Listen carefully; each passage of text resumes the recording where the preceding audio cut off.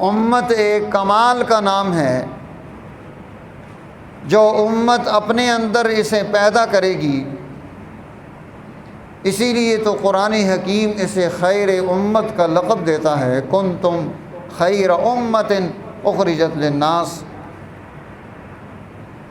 کہ تم بہترین امت ہو، تم خیر الامم ہو، ساری امتوں میں سے سب سے زیادہ خیر تم میں ہے۔ اور یہ جس آیت پر ہم گزشتہ 2-3 جمعوں سے گفتگو کر رہے ہیں،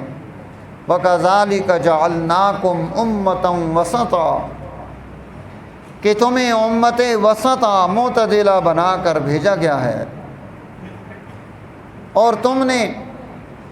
امت وسطا بن کر دکھلانا ہے، خیر امت بن کر دکھلانا ہے۔ حضور نبی کریم صلی اللہ علیہ وسلم ارشاد فرماتے ہیں کہ میں آخری نبی ہوں، وَأَنْتُمْ آخِرُ الْأُمَمِ، تم امتوں میں سے آخری امت ہو،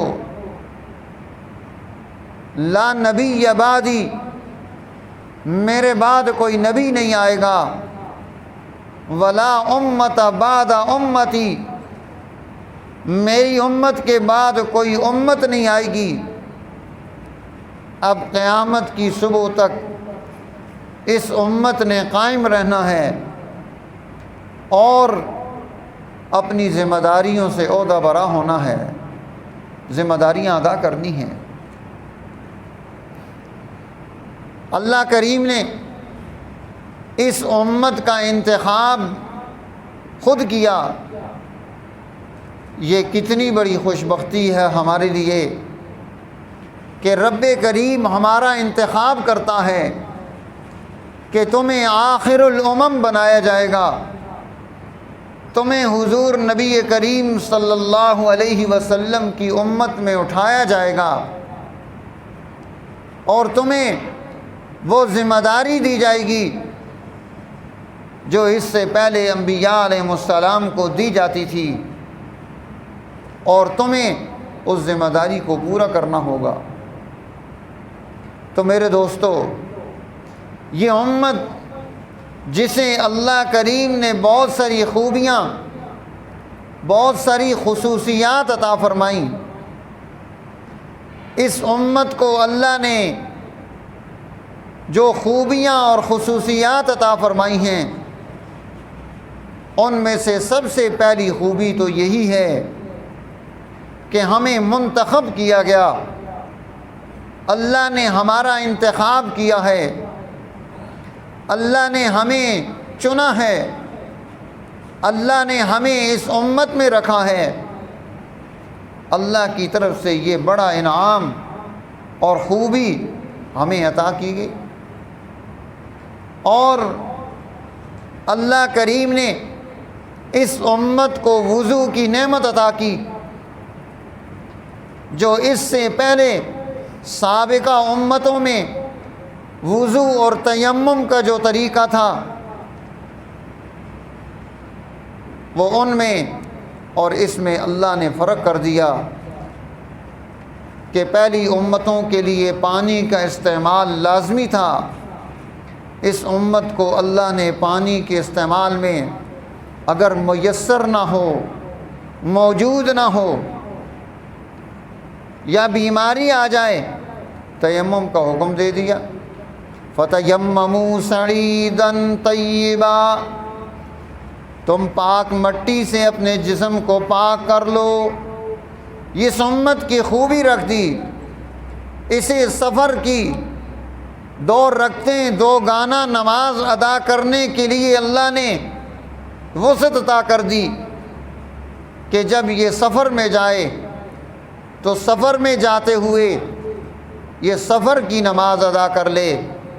اسے ساری مکمل پوری نماز ادا کرنے کی پریشانی نہ ہو، کیونکہ سفر میں بہت ساری مشکلات ہوتی ہیں۔ ان تمام مشکلات میں تمام نمازوں کو پورے اہتمام کے ساتھ ادا کرنا ذرا مشکل ہو جاتا ہے، اللہ نے اس امت کو سہولت عطا کر دی کہ تمہیں یہ سہولت دے دی، 2 رکعتیں نماز ادا کریں گے فرض ادا ہو جائے گا۔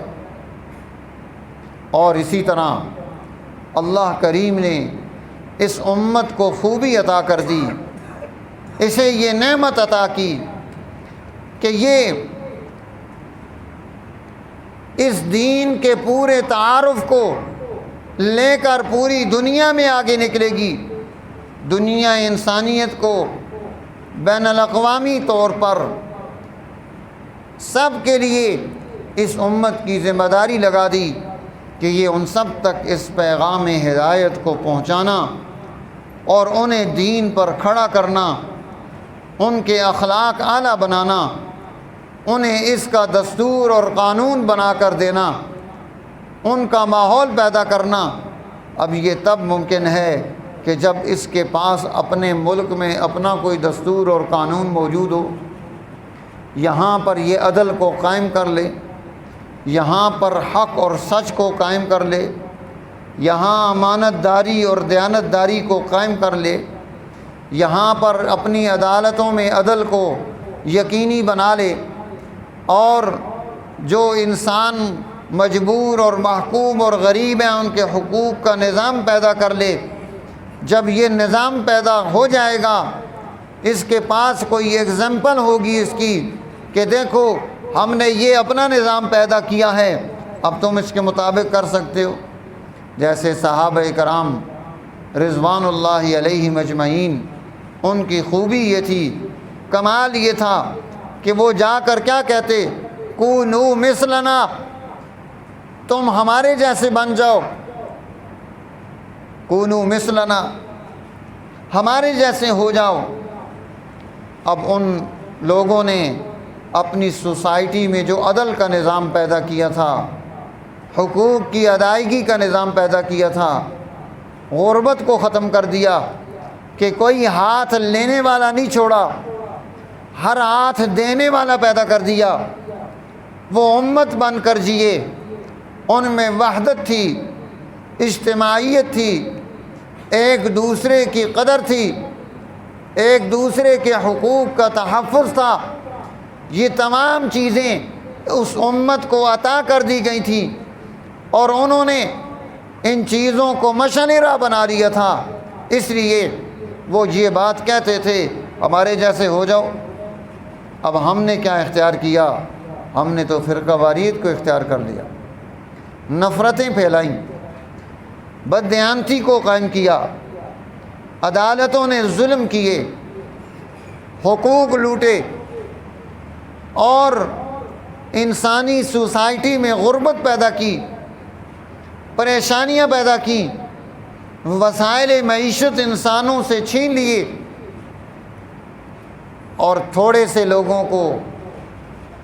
بہت زیادہ مال و وسائل و اسباب عطا کر دیے گئے، اور بہت بڑے طبقے کو، ایک جنب غفیر کو مجبور اور محکوم بنا دیا گیا کہ ان کے پاس پینے کا پانی بھی نہیں ہے۔ تو ایسی صورت میں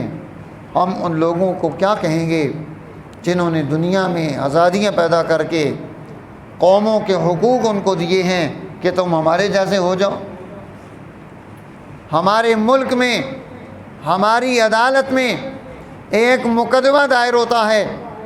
اور اس مقدمے کو 100 سال گزر جاتے ہیں، اور پھر عدالت کے سامنے وہ لوگ آ کر کیک کاٹتے ہیں کہ ہمیں پورے 100 سال ہو گئے اس مقدمے کو لڑتے ہوئے، آج ہم اپنے 100 سال کے پورے ہونے پر جشن مناتے ہیں اور ہم کیک کاٹتے ہیں۔ یہ وکیل اور جج، یہ عدالتیں جو ایک کیس کو 100 سال تک لٹکائیں اور انسانوں کے لیے پریشانیاں پیدا کریں، ان کے وسائل معیشت سارے جنریٹ ہو کر ان کے پاس پہنچ جائیں، اب انہیں کیا ملے گا؟ سارا کچھ تو جمع پونجی ساری اس پر لگا دی۔ تو میرے دوستو، یہ سوچنے کی بات ہے، اب ہماری یہ عدالتیں یہ کیسے کہہ سکتی